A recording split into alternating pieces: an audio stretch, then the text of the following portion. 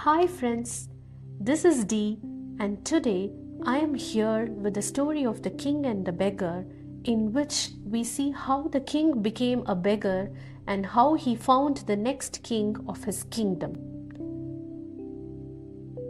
Once a country was ruled by a king who had no son to succeed to the throne. Since the king was getting old, he wanted to select a suitable heir to rule the country. The king sent out notices throughout his country. The notices invited every qualified young man in the country for an interview with the king. The outcome of the interview with the king would decide a possible successor to the throne.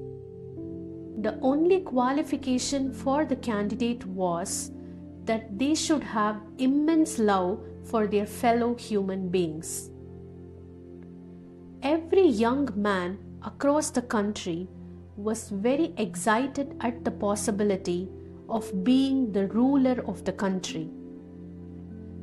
A poor young man from a remote village also read the notice and started to prepare for an interview with the king. The man was a kind, hard-working lad, but he was very poor due to various circumstances. The man had no good clothes to be presentable in the sight of the king. So the young man worked really hard and saved some money to buy him proper garments and supplies to support him for a long journey to the palace. After he got his supplies and proper attire for the interview, the young man set out on his quest. He traveled many days and had almost completed the journey when he came upon a poor beggar by the side of the road. The poor beggar sat trembling in the cold, covered only in tattered rags.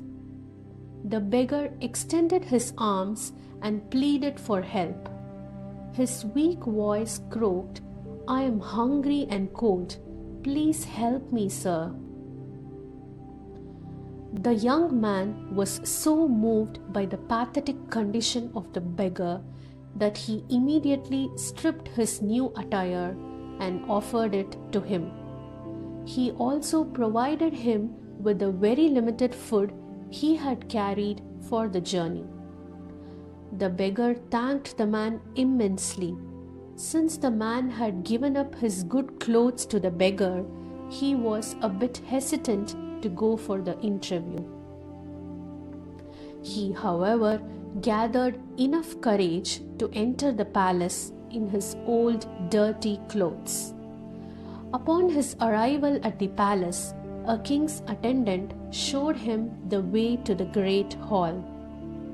After a short respite to clean off the journey's grime, the man was admitted to the throne room for the interview. The young man bowed low as the king entered the room. When he raised his eyes, he gasped in astonishment as he noticed that the king looked very similar to the beggar he met on the way. The king saw the shock in the man's eye and said, "Yes, I was the beggar you met on your way." "But why did you dress up like a beggar? You are a king." "Well then, why did you do this to me?" the young man stammered after gaining some composure. "Because I had to be sure that you had a good heart and genuinely loved your fellow human beings," said the king. "I knew that if I came to you asking, you would have done anything to impress me, but that way I would never have known what is truly in your heart. So I used a ruse. Beggar had nothing to offer to you. The generosity and the love to the one in need without expecting anything in return is the sign of a great heart. Looking at your love and generosity towards the beggar proved that you sincerely love your fellow human beings.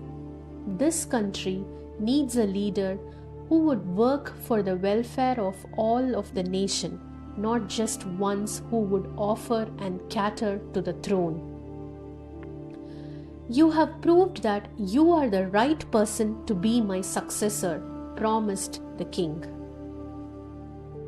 In life, kindness is more important than wisdom, and the recognition of this is the beginning of wisdom. A heart filled with compassion and love for one's neighbor is the greatest gift we can give to the world. The king in this country today could be rich and charming, could have power and all the power, but this kingdom is worth nothing compared to the rich heart of a young man.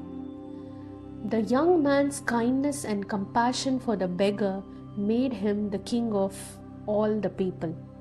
We, as humans, should help other neighbors in need without expecting anything in return. Hope you liked today's story. See you in another story. Until then, it's Dee signing off. Bye bye.